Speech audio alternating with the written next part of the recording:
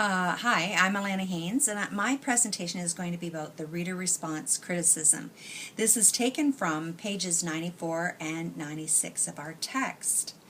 This movement in literature is really neat, and it's indebted to an American literary critic named Stanley Fish.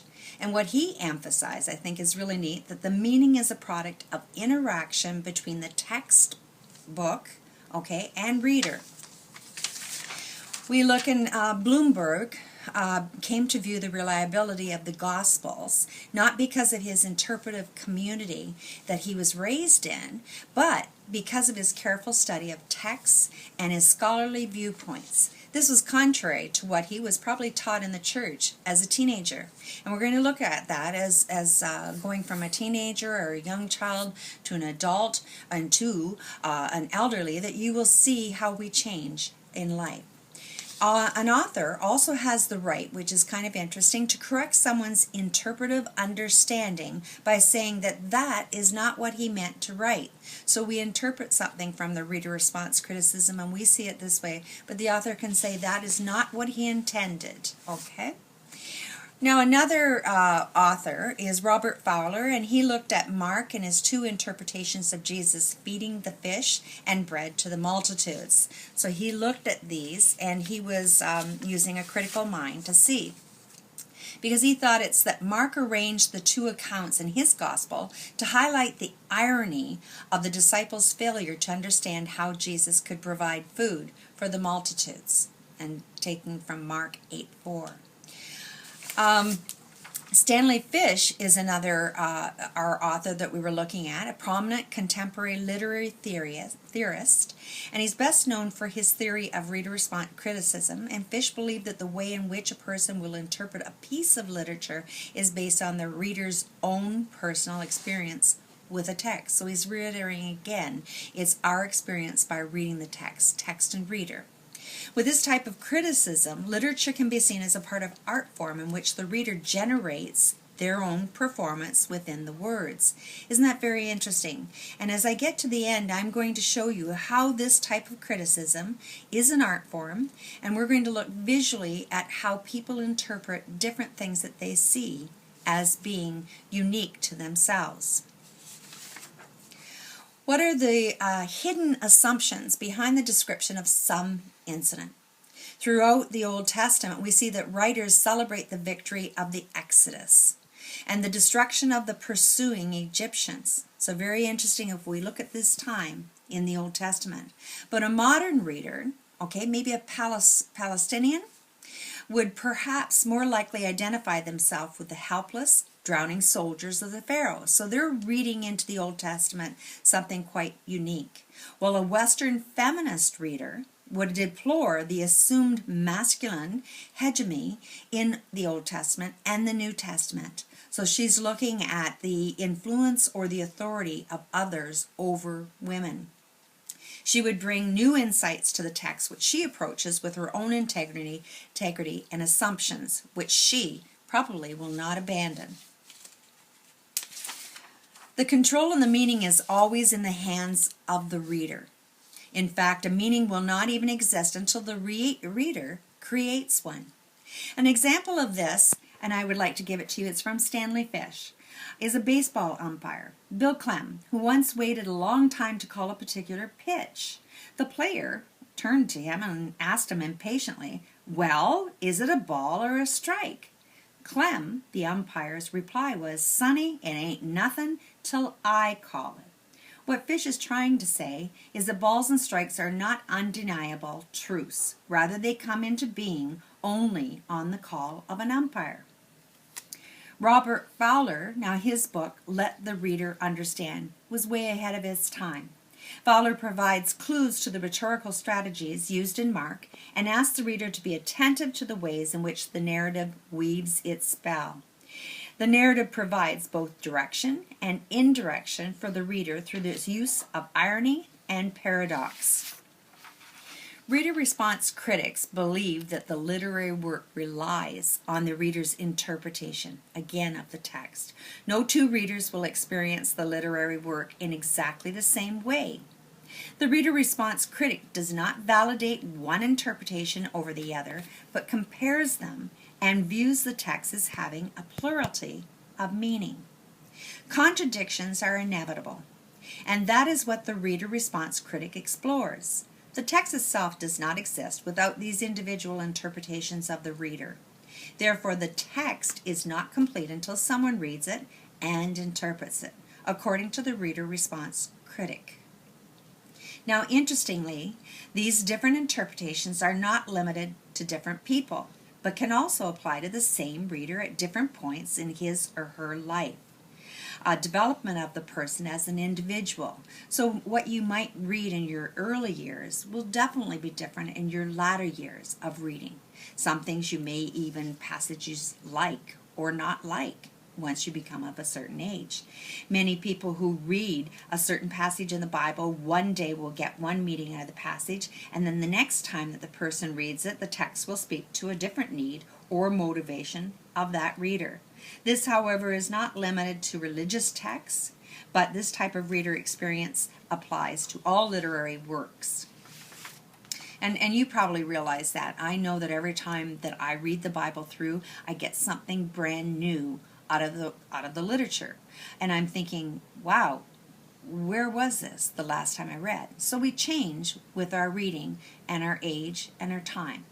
Reader response critics also look at the different classes of people who read the same text and compare how this impacts his or her interpretation of the work. Reader response criticism examines how religious, cultural, and social values impact the interpretation of different readers of the same text. With this reader response criticism, I want you to know that all historians will have a job forever.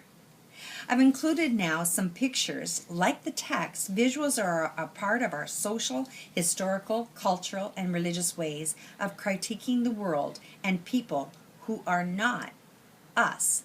Let's now take a few moments looking at some of the pictures until finally we get to the end, and I can explain something of how we look at art form.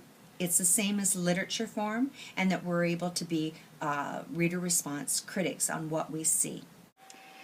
Right here we're looking at a picture of a lot of men dressed in black, or people that are walking around with these little beanie caps on top of their head. And if you did not know, looking at it, you would not understand the significance this wall, called the Wailing Wall, is to the Jews.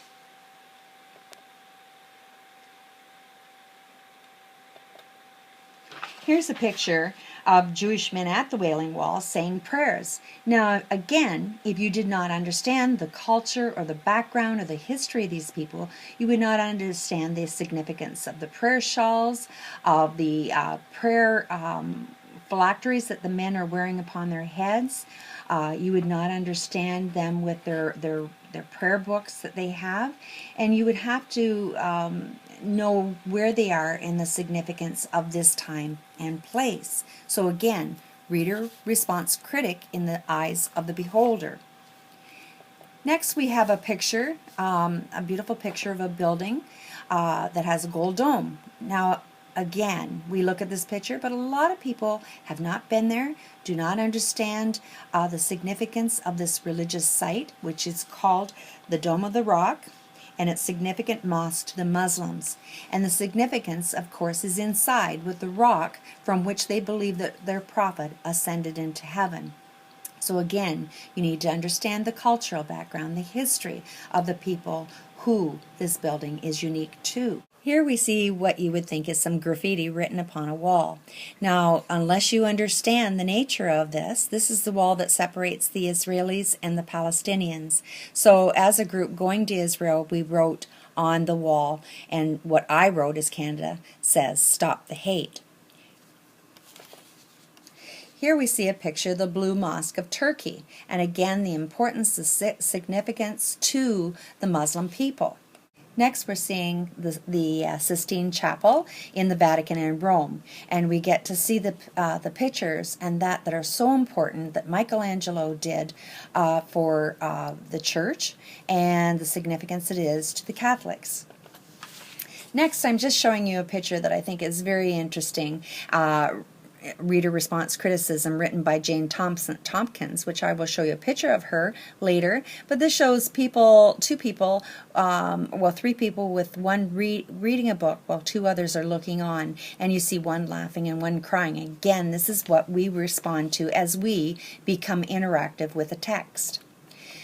Let the Reader Understand by Robert Fowler. Okay, many of the good books to be able to read with this area. And there is Mr. Fowler. I'm showing you a picture of Jane Tompkins.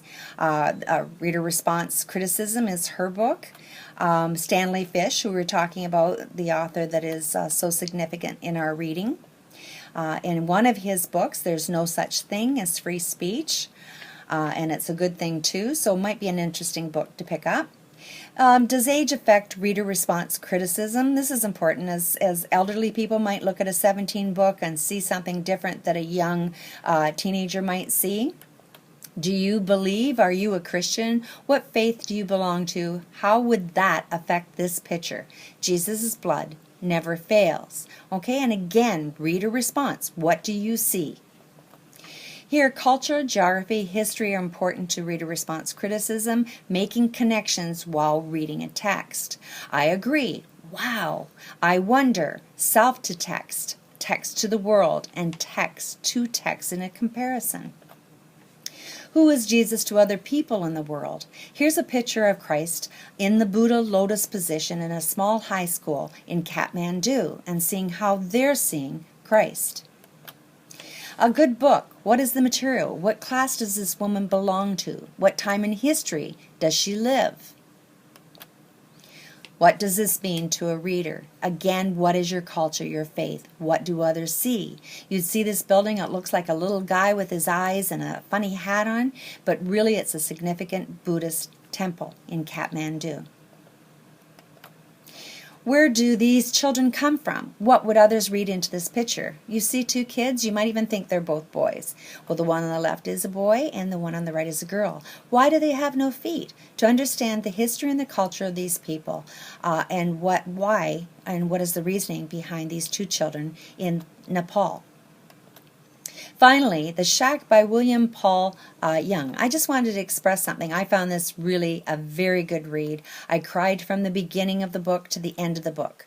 Now, the interesting reader response to that is how I was affected by the book. I saw the Trinity in this book and loved it. I loved the forgiveness part.